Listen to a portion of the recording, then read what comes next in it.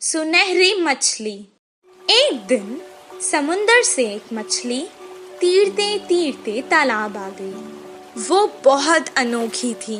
तालाब की मछलियाँ उसे गौर से देखने लगी।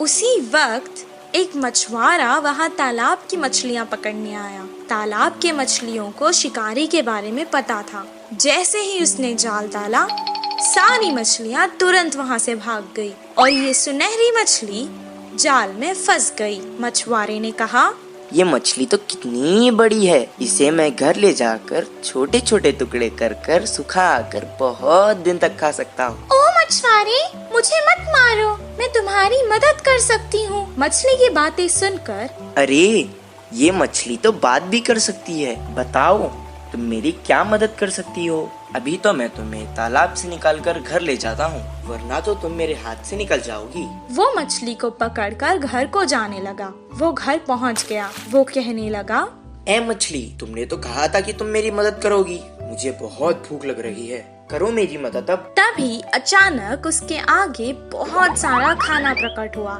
वाह वाह, इतना सारा खाना!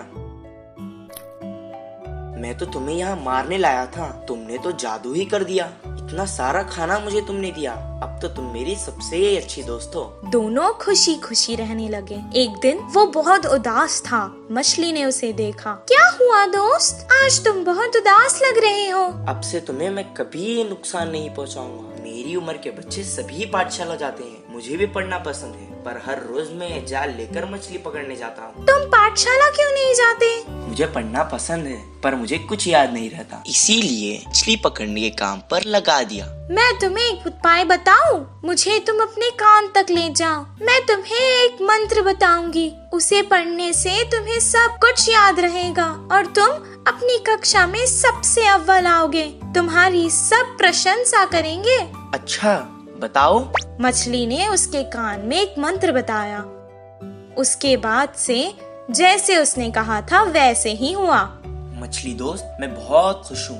अब मुझे तालाब की बहुत याद आ रही है। चलो हम दोनों तालाब चलते हैं। वो दोनों तालाब के पास चले गए। मछली ने उसे अपने ऊपर बैठा लिया और बहुत जल्दी जल्दी तीरने लगी।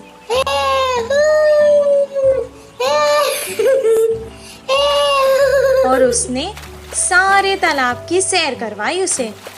सबको देखकर वो बहुत खुश हुआ। जब उसका मन भर गया, वो वापस घर जाने लगा।